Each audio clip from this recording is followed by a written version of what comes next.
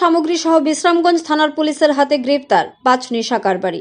বৃহস্পতিবার দুপুরে অভিযুক্তদের আদালতে সোপর্দ করে পুলিশ। জানা যায়, গোপন খবরের ভিত্তিতে বিশ্রামগঞ্জ থানার পুলিশ বৃহস্পতিবার সন্ধ্যা রাতে বিশ্রামগঞ্জ বাজারে ৫ জন নেশা কারবারিকে নেশা সামগ্রী সহ গ্রেফতার করেন। তাদের কাছ থেকে ৪০০ ইয়াবা ট্যাবলেট, ১২৫ গ্রাম সুগারের কন্টেইনার, ১৭টি মোবাইল ও নগদ ২৫,০০০ টাকা উদ্ধার করে বিশ্রামগঞ্জ থানার পুলিশ। অভিযুক্তদের বিরুদ্ধে বিশ্রামগঞ্জ থানায় এনডিপিএস ধারায় মামলা গ্রহণ করে পুলিশ। মামলার number ২১/2024 U/S 22C/25/27A/29 of NDPS act.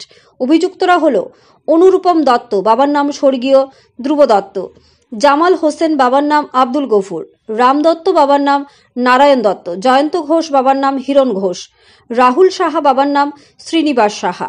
প্রত্যেক অভিযুক্তদের বাড়ি বিশ্রামগঞ্জ থানা এলাকায়। বিশালগড় থেকে দীপশিলের রিপোর্ট, আরই ধর্মনগর।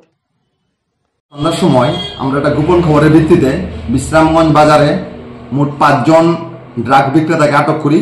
তাদের কাছ থেকে আমরা ৪০০ ইয়াবা ট্যাবলেট এবং ১২৫টা হিরোইনের কোটা উদ্ধার করি।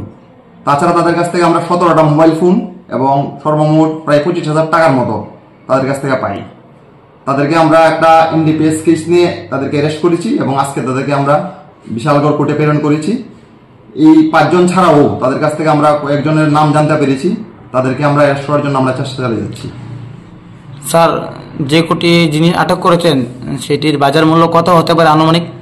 বাজার মূল্য আনুমানিক ১ লাখ টাকার মতো হতে পারে। আগামী দিনে আপনাদের এই প্রচেষ্টা জারি থাকবে।